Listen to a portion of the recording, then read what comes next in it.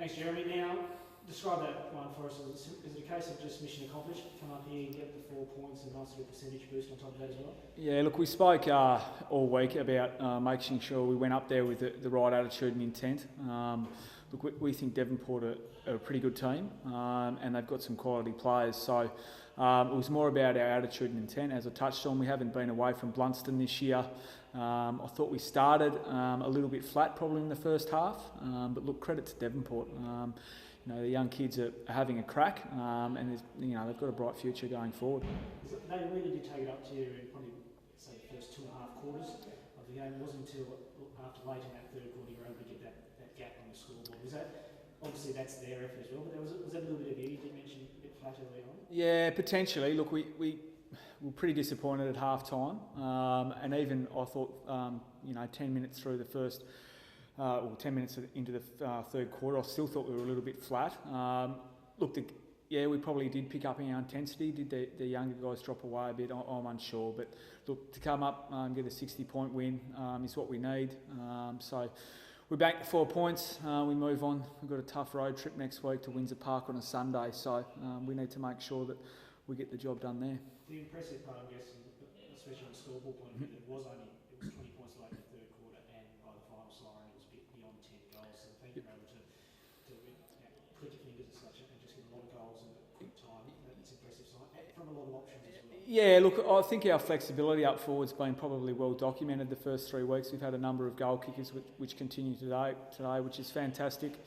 I suppose from our point of view, for us to go forward and challenge North Launceston and Glenorchy, we need to identify if we're a little bit flat early or something's breaking down our game, and then fix it on ground, not wait to the breaks. But look, the players responded. I thought we had a really even contribution again today. Obviously, we've got a number of goal kickers. I think we had another 12 today, and I thought late in the game we were still running really, really well, which is a good sign going forward. Individually, who impressed you? You mentioned obviously just an even contribution overall, but who did stand up in your mind? Yeah, look, obviously, we talk about our top end a lot, but I'm really pleased to see James Holmes. Third game again today. He went in a little bit sore, but he's just a competitor. Plays in the back pocket, plays his role every week. Jason Bailey on Thorpe today. Obviously, Mitch was a little bit sore, but I thought after half time he was really proactive. When he's like that and playing in front and leading the forwards to the ball, he's able to take intercept marks and set up offensive drive for us. So that was pleasing to see. I thought Matt Ling and Gabby Chambers and those guys, are just contributing each week, which is making us a more even team this year. We've got 3 wins, but we've got obviously a long way to go to catch North Launceston and Glenorchy. What was the best part for you out there, just from a pure technical aspect of the game? What do you think you did best out there? Yeah, look, we focused on all weeks about trying to take uncontested marks. I think last week and the week before against Kingborough, we're winning games, we haven't been able to control the ball. So I thought we did that well early today, but I thought, again, our forward 50 entries were poor. So that's been a theme for us the last 3 weeks. So we need to fix that pretty quick smart. But I thought at times today we controlled the ball extremely well. Got our uncontested mark count up. When we've got the ball, they haven't, so they're on defence a lot. So that was probably an impressive part of our game. Injury-wise, I'm pretty sure I saw Jack Cox being helped from the ground. Yeah. Look, Coxie's had a bit of a sore knee for a couple of weeks, so we just put him on ice. He'll be fine for next week. Could have played out the game, just precaution. So he'll have a light week on the track, and we've got an 8-day break, so really freshening him up. He's a quality player. Sigo went off the ground late as well, but that was just a management thing. He's had a massive pre-season and he's played a majority in the ruck for the first 3 games, and we've had 2 heavy decks. So other than that, I'm pretty sure we're injury-free. So a big week next week. Obviously the challenge going forward to refresh for, like I said, 2 road trips in a row. Yep. System wins the park, that won't be an easy one. Either? No, look, I think they went down and beat Lauderdale down at Lauderdale today, which is a pretty good effort. I think Lauderdale are a quality team, and they're extremely hard to beat down at Lauderdale. So for those guys to go down there and get the win by 11 points, on the road, they're the types of wins that build your year and give you great confidence. So And they obviously rebounded well from a pretty disappointing loss last week. So, look, we're under no illusions. We need to go up there to play our best footy to get anywhere near those guys. I think they're a top 3 team. So we need to be on our game next week. Cheers, thanks. Now, Mitch, I'm pretty sure you might think the same way, but to me that was a game where the final scoreboard didn't really reflect the contest as a whole. Yeah, I'll probably agree. I thought our effort, particularly for 2.5 quarters, was really good. We're right in the game, and unfortunately, again, by foot, we just kept turning the ball over. It's a common theme at the moment, but our effort, endeavour, our tackle numbers were really high.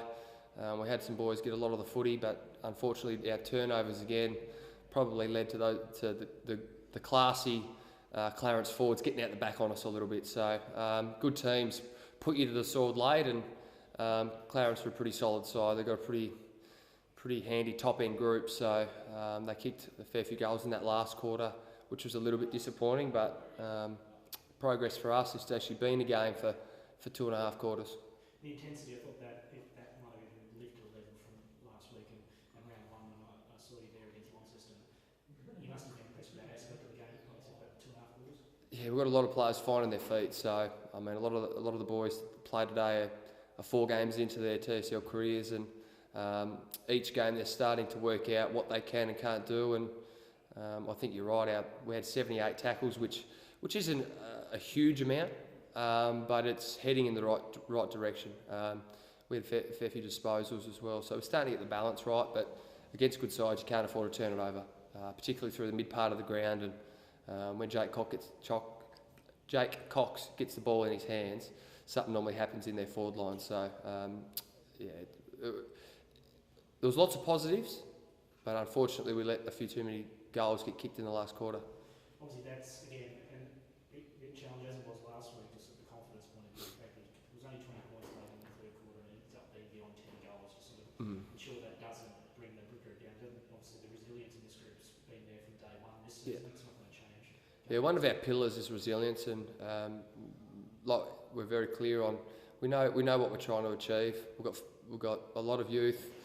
I probably think we'll get better as the season goes on once we can tidy up our disposal by foot and have a little more composure.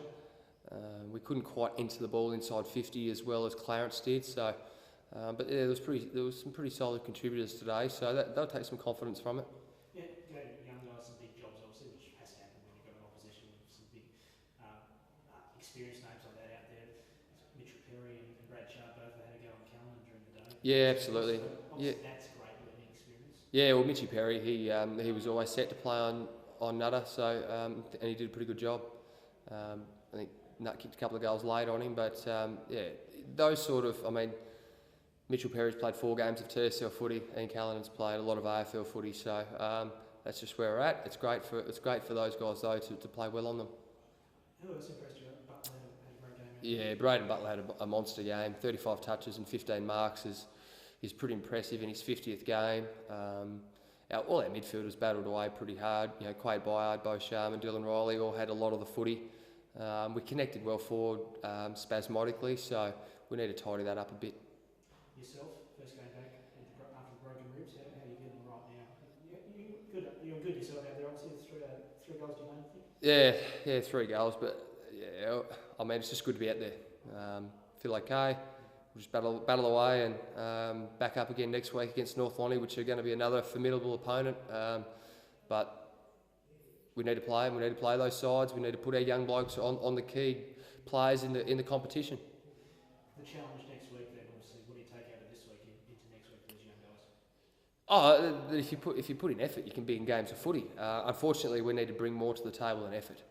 We need to clean up our efficiency by foot, which we've harped on. So we know North Lonnie are one of the, arguably the top side with Glenorchy. So we need to get the ball in our hands and move the ball around a little more efficiently. But we know we'll have our hands full. Any injuries today? There's a lot of sore boys. That's probably a good sign though. I think the boys threw themselves around and really tried to impact the game where they could. So no one, touch wood, I don't think has got any injuries to make a miss next week, but a few a bit wounded. Whereas, mate. Thanks, Mitch.